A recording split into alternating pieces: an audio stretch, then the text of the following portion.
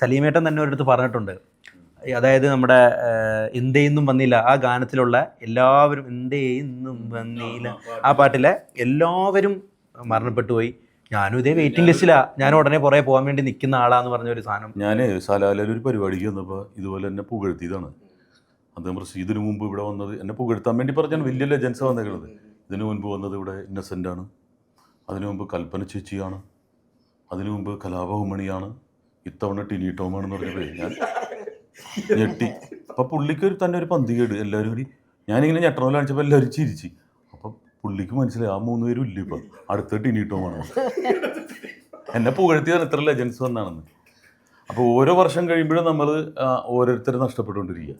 ആ പറഞ്ഞ പേരുകൾ അദ്ദേഹം പറഞ്ഞല്ലോ, അവരൊക്കെ വന്നു പോയ സ്ഥലത്താണ് നമ്മൾ ചെല്ലുമ്പോൾ, അവരൊക്കെ വന്ന് നിന്ന് പ്രസംഗിച്ചൊരു സ്ഥലത്ത് ഞാൻ പ്രസംഗിക്കുമ്പോൾ ഇവരൊക്കെ പോയി നമുക്ക് ചിന്തിക്കാൻ പറ്റില്ല.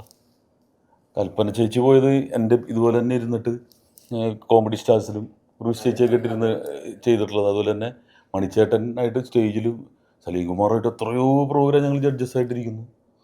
ഒരു നിമിഷം നമ്മൾ സിനിമയിലേക്കാൾ കൂടുതൽ പുറത്താണല്ലോ നമ്മൾ ഏറ്റവും കൂടുതൽ ചിലവഴിച്ചിട്ടുള്ളത്. അപ്പോൾ അതൊക്കെ ഓർമ്മകൾ തന്നെയാണ്. അതൊരിക്കലും നമുക്ക് തിരിച്ചു കിട്ടില്ല, ഈ ജന്മത്തിന് കിട്ടുമല്ലോ.